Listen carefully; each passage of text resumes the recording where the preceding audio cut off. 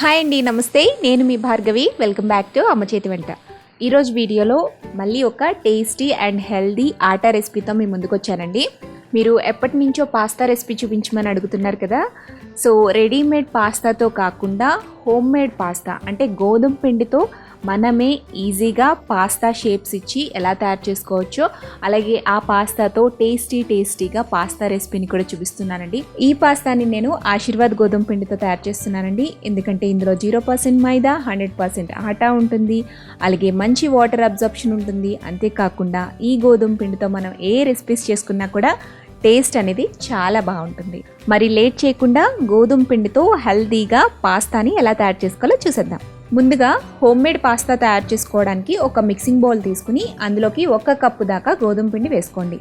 ఇందులోనే రుచికి సరిపడా ఉప్పు వేసేసి తగినన్ని నీళ్లు కొద్దిగా వేసుకుంటూ మనం చపాతీ పిండి ఎలా అయితే కలుపుకుంటామో దానికన్నా కొంచెం గట్టిగా పిండి ముద్దని కలుపుకొని పెట్టుకోవాలి. ఇలా పిండిని కలుపుకున్న తర్వాత పైన కొద్దిగా ఆయిల్ని అప్లై చేసి మూత పెట్టి కనీసం ఒక అరగంట పాటు పక్కన పెట్టుకోండి.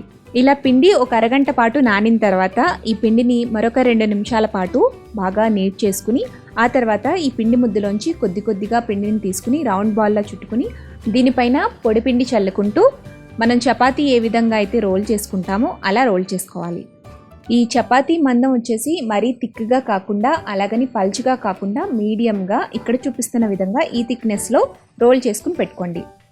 ఇప్పుడు ఈ చపాతీని నైఫ్ కానీ లేదంటే ఇలా పిజ్జా కట్టర్తో కానీ స్క్వేర్ షేప్స్లో కట్ చేసుకుని పెట్టుకోవాలి. ఇలా అన్ని స్క్వేర్స్ని కట్ చేసుకున్న తర్వాత వీటికి ఇప్పుడు మనం పాస్తా షేప్ ఇవ్వాలండి. నేను ఇక్కడ 3 షేప్స్లో పాస్తాని ఎలా చేసుకోవచ్చో చూపిస్తున్నాను. ఫస్ట్ షేప్ వచ్చేసి ఈ వీడియో క్లిప్లో చూపిస్తున్న విధంగా ఒక పీస్ తీసుకోండి. అవతల వైపు ఇవతల వైపు కూడా కొద్దిగా ప్రెస్ చేయండి. ఆ తర్వాత ఈ రెండింటిని కూడా మధ్యలోకి జాయిన్ చేస్తే బో షేప్ వస్తుందన్నమాట. ఇదొక పాస్తా షేప్ అండి. ఇవి ఎక్కువగా రెక్టాంగిల్ షేప్లో ఉన్న పీసెస్కి చక్కగా వస్తాయి.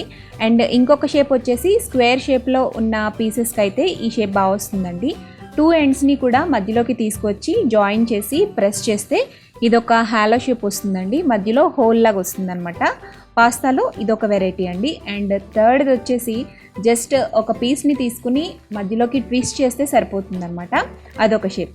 సో మనం కట్ చేసిన కట్స్ షేప్ బట్టి మీరు ఇందులో ఏది ఈజీగా ఉంది అనిపిస్తే ఆ షేప్ని మీరు ప్రిపేర్ చేసుకోవచ్చు. ఇలా పిండి మొత్తాన్ని కూడా పాస్తా షేప్స్ కింద చేసేసుకుని పెట్టుకోండి. ఇలా చేసుకున్న పాస్తా షేప్స్ అన్నిటినీ కూడా ఒక ప్లేట్లో పరుచుకుని ఎండలో ఎండబెట్టుకుని బాగా డ్రైగా క్రిస్పీగా అయ్యేంత వరకు ఎండబెట్టుకున్న తర్వాత వీటిని ఎయిర్ టైట్ జార్లో పెట్టుకుని ఫ్రిడ్జ్లో పెట్టేసుకుంటే చాలా రోజులు స్టోర్ చేసుకోవచ్చు. వీటిని ఎప్పుడు కావాలంటే అప్పుడు మనం తీసుకుని వెంటనే పాస్తా రెసిపీని చేసేసుకోవచ్చు అనమాట.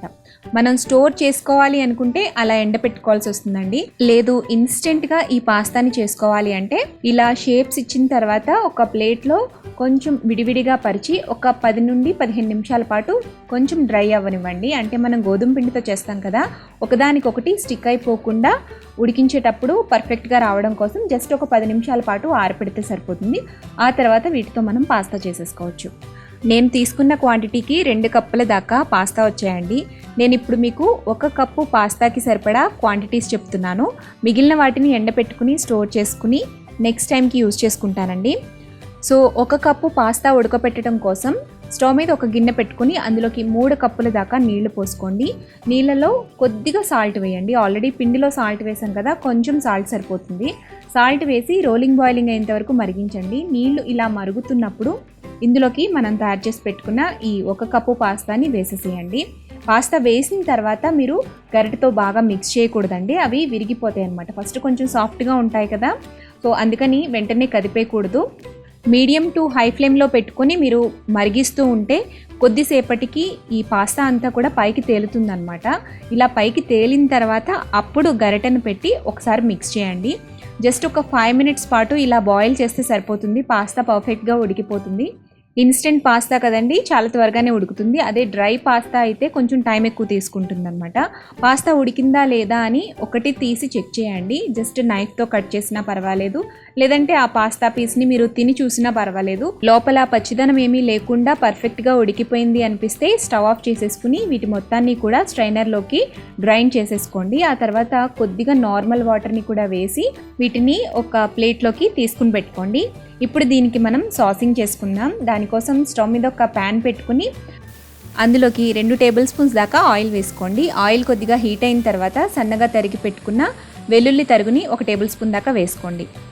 వెల్లుల్లి కొంచెం వేగిన తర్వాత సన్నగా కట్ చేసి పెట్టుకున్న ఉల్లి తరుగు 1/4 కప్పు దాకా వేసుకోండి. ఉల్లిపాయలు కొంచెం గోల్డెన్ కలర్ వచ్చేంత వరకు ఫ్రై చేసుకోండి. ఉల్లిపాయలు వేగిన తర్వాత 1/4 కప్పు దాకా సన్నగా తరిగి పెట్టుకున్న క్యాబేజ్ తరుగు, 1/4 కప్పు క్యారెట్ తరుగు, అలాగే చిన్న ముక్కలుగా కట్ చేసి పెట్టుకున్న క్యాప్సికమ్ 1/4 కప్పు, 1/4 కప్పు ఫ్రెంచ్ బీన్స్ని కట్ చేసుకుని వేసుకోండి. వీటన్నిటిని కూడా ఒక 3-4 నిమిషాల పాటు మీడియం ఫ్లేమ్లో పెట్టుకుని ఫ్రై చేసుకోండి. వెజిటబుల్స్ కొద్దిగా కుక్ అయిన తర్వాత ఇందులోకి 2 మీడియం సైజ్ టమాటాలని చిన్న ముక్కలుగా కట్ చేసుకుని వేసుకోండి.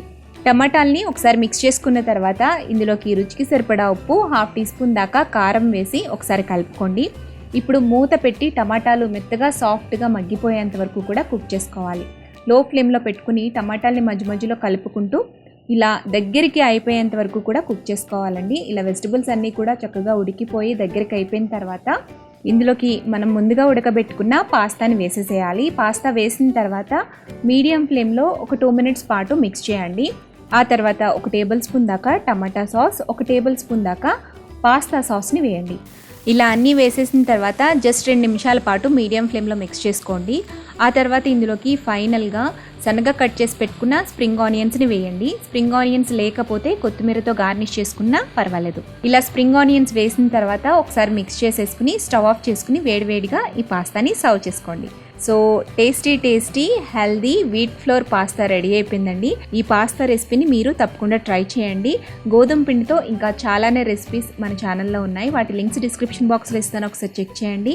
అలాగే ఆశీర్వాద్ ప్రోడక్ట్స్ని ఆన్లైన్లో పర్చేస్ చేయాలి అంటే డిస్క్రిప్షన్ బాక్స్లో లింక్ ఉంటుంది, ఒకసారి చెక్ చేయండి. లేదంటే మీకు దగ్గరలో ఉండే గ్రోసరీ స్టోర్స్లో కూడా ఆశీర్వాద్ ప్రోడక్ట్స్ అన్నీ అవైలబుల్లో ఉంటాయి. ఈ హెల్దీ పాస్తా రెసిపీని మీరు ఇంట్లో ట్రై చేశాక మీకు ఎలా వచ్చిందో నాకు కామెంట్ చేయడం మర్చిపోవద్దు. అలాగే ఈ వీడియో కనుక నచ్చినట్లయితే తప్పకుండా లైక్ చేయండి, మీ ఫ్రెండ్స్కి రిలేటివ్స్కి ఫార్వర్డ్ చేయండి. మరిన్ని టేస్టీ సింపుల్ క్విక్ రెసిపీస్ కోసం అమ్మ చేతి వంట ఛానల్ని సబ్స్క్రైబ్ చేసుకోండి.